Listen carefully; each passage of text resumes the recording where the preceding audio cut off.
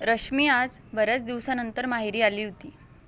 तसे पाहिल्यास तिच्या सासर आणि माहेरामध्ये फारसं अंतर नाही, पण जबाबदाऱ्या वाढल्यामुळे आता वर्षातून फक्त दोनदा माहेरी यायला मिळायचं, तेही फक्त 1 ते 2 दिवसांसाठी. पण यावेळी मात्र रश्मी चांगली 15 दिवसांसाठी आली होती. त्याला कारणही तसेच होते. रश्मीच्या भावाचे रोहनचे लग्न होते, त्यामुळे रश्मी 4 वर्षांनंतर तिच्या माहेरी आली होती. तिचा नवरा राजेश लग्नाच्या 2 दिवस आधी येणार होता. लग्नाच्या तयारीत दिवस कसे निघून गेले तिला कळलंच नाही. पाहता पाहता लग्नाचा दिवस उजाडला. सगळेजण खूप उत्साहात होते, पण रश्मीचा नवरा मात्र पूर्ण लग्न मंडपात नाराज दिसत होता. त्याचे कारण म्हणजे रश्मीच्या वडिलांनी इतर पाहुणे मंडळीसमोर त्यांच्या दुसऱ्या जावयाची खूप स्तुती केली, पण ते राजेशबद्दल फारसं काही बोलले नाहीत. ह्याचा राजेशला राग आला होता.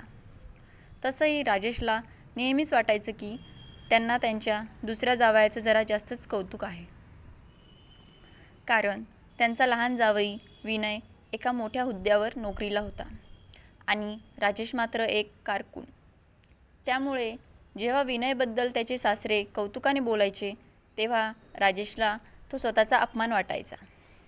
त्यामुळे जेव्हा त्याच्या सासरेबुवांनी पाहुण्यांसमोर विनयची स्तुती केली, तेव्हा मात्र त्याला खूप राग आला. राजेशला राग आलाय हे उत्साहाच्या भरात रश्मीच्या लक्षात आले नाही. रश्मी तिच्या लहान मुलीला सांभाळत भावाच्या लग्नाच्या प्रत्येक विधीत बारीक लक्ष ठेवून होती. कुणाला काय हवं नको ते विचारत होती. लग्न पार पडलं आणि सर्व वऱ्हाड नवरीला घेऊन घरी आलं. घरी पोहोचताच रश्मीच्या नवऱ्याने तिला बाजूला येण्याची खूण केली. रश्मी त्याच्याशी बोलायला गेली तेव्हा तो म्हणाला, तुझ्या घरच्यांना माझा अपमानच करायचा होता तर मला लग्नात बोलावले तरी कशासाठी? म्हणजे तुम्ही काय बोलतात मला कळलं नाही. काही झालंय का? रश्मीने काळजीच्या सुरात विचारले.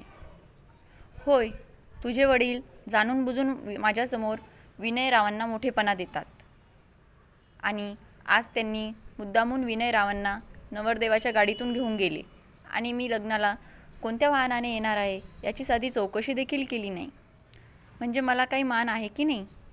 आता जोपर्यंत त्यांना त्यांची चूक कळत नाही तोपर्यंत तू इथे तुझ्या घरीच राहा. माझ्यासोबत माझ्या घरी यायची काही गरज नाही. राजेश असे म्हणून रागाने पाय आपटत तिथून निघून गेला. राजेशचे शब्द ऐकून रश्मी मटकन खाली बसली. आता नेमकं काय करावं हे तिला सुचत नव्हतं. राजेश असे काही बोलेल यावर तिचा विश्वास बसत नव्हता. आजपर्यंत राजेशच्या घराला स्वतःचे घर आणि त्याच्या सुखात आपले सुख पाहणाऱ्या रश्मीला राजेशने क्षणार्धात परके करून टाकले होते. 6 वर्षांपूर्वी रश्मीचे लग्न राजेशसोबत झाले होते. रश्मीच्या वडिलांनी राजेशला तिच्यासाठी पसंत केले होते आणि वडिलांची पसंती रश्मीने आनंदाने स्वीकारली होती. राजेशसोबत लग्न झाल्यावर तिने त्याच्या घरालाच आपलं घर आणि त्याच्या माणसांना आपली माणसे मानली. राजेशचा मोठा परिवार होता. राजेश, त्याचे आईवडील, लहान बहीण आणि भाऊ, आणि आता रश्मीसुद्धा त्याच्या कुटुंबाचा एक भाग बनली होती. घरात फक्त राजेशच कमावणारा होता.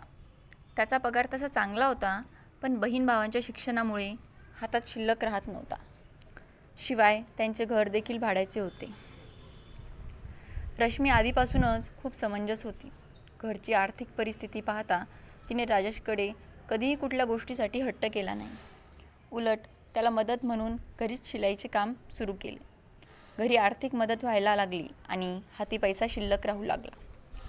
रश्मीच्या शिलाईच्या कामात जम बसला आणि रश्मी बऱ्यापैकी कमवायला लागली. राजेश आणि रश्मीने मिळून बऱ्यापैकी पैसे साठवले होते. इतक्यात रश्मी आणि राजेशच्या संसाराला बाळाची चाहूल लागली. राधिकाचा जन्म झाला आणि रश्मीने काही काळापुरता कामांपासून ब्रेक घेतला. राधिका 2 वर्षाची झाल्यावर रश्मीने पुन्हा शिलाईच्या कामाला सुरुवात केली.